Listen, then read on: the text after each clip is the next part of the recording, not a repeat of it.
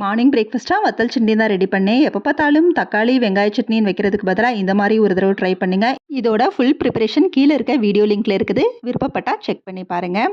சின்னதாக ஒரு organiser box வாங்கினேன். இது ஆல்ரெடி இதை விட பெருசு பூஜா ரூமில் வச்சுருக்கிறேன். இந்த பாக்ஸ் நான் இயரிங்ஸ் ஆர்கனைஸ் பண்ணுறதுக்காக வாங்கினேன். ரொம்பவே குட்டி பாக்ஸ் தான்.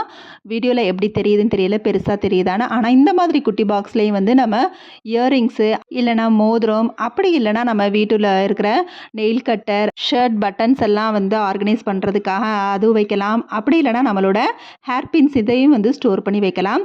ஸோ இந்த பாக்ஸ் ரொம்பவே யூஸ்ஃபுல்லாக இருக்குது. அடுத்ததாக இந்த பேக் பேப்பர் பேக், ஆனால் ரொம்பவே கெட்டியான பேப்பர் பேக்குன்னே சொல்லலாம். ஒரு அட்டை பேக் மாதிரி.